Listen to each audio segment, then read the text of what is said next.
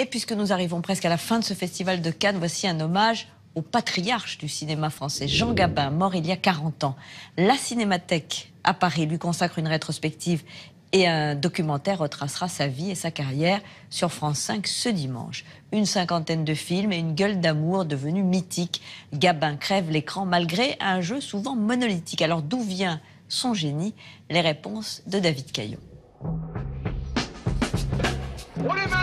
Plus qu'un grand acteur populaire, Jean Gabin est devenu au fil du temps une icône du cinéma. Du héros tragique et romantique d'origine prolétaire des années 30 à l'homme mûr, à la fois fragile et complexe des années 50-60, il aura incarné l'acteur français par excellence. Surnommé Gueule d'amour, le Pacha ou le Patriarche, 40 ans après sa mort, Gabin continue toujours autant de fasciner. Entrée Libre a voulu comprendre pourquoi en compagnie de son biographe et d'un réalisateur qui fut l'assistant de l'acteur, Bertrand Blier. On peut dire un truc, c'est qu'il aimait jouer. C'était pas un acteur qu'on prenait sur le vif. On le prenait plutôt en pleine poire. Avant d'être une gueule, Jean Moncorgé, alias Jean Gabin, c'est d'abord une voix. Tu te fous de ma gueule, toi? Celle d'un artiste qui très vite remporte un grand succès sur les scènes parisiennes de music hall. Alors fraîchement apparu, le cinéma parlant ne va pas tarder à faire appel à lui. Gabin, comme chevalier, a été parmi les premiers dont on a utilisé ses capacités multiples. C'était en 1932, avec un film qui est un peu désuet aujourd'hui, qui s'appelle Chacun sa chance.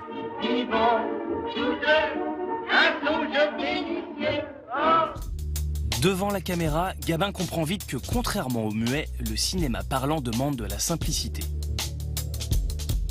Alors que ses camarades de plateau en font des tonnes, lui, il joue détendu, calme, distant, parce qu'il a compris, et c'est l'un des premiers de sa génération à l'avoir compris, que le regard de la caméra n'est pas le même que celui d'un public de music-hall qui est à 10 ou 15 mètres de la scène.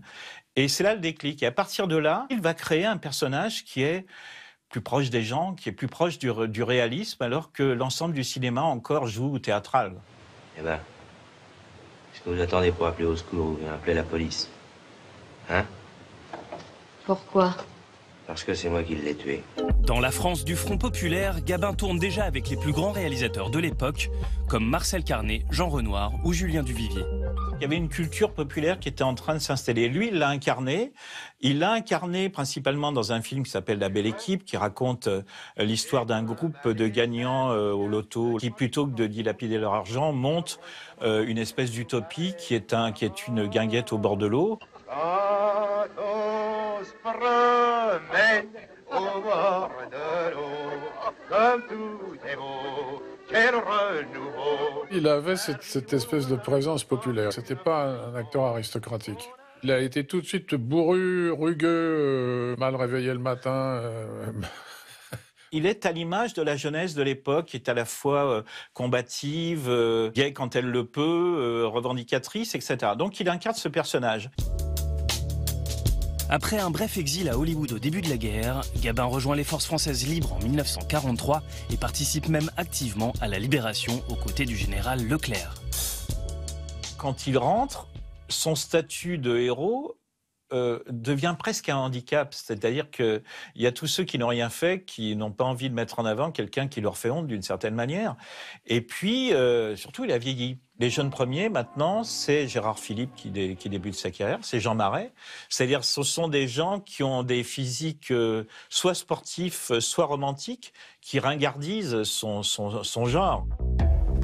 Gabin doit donc se composer un autre personnage, cheveux blancs, fort en gueule et impressionnant. Tiens, mais regarde ta tronche un peu. Regarde, gaffe un peu les baloches que t'as sous les yeux, regarde les miennes. Et puis ça, et ça. Je crois que c'est beau, hein? Dans les années 54-55, il y a un peu la désillusion de l'après-guerre et il incarne ce besoin qu'ont les Français de retrouver un personnage un peu installé dans la vie, un peu autoritaire. Redevenu une institution, Gabin s'épanouit sur et en dehors des plateaux avec ses amis Lino Ventura et Bernard Blier. C'était des acteurs qui pouvaient jouer un chef de gare et un ministre le lendemain. Ils partageaient une musique. Alors, il y avait la musique des cuillères, des fourchettes.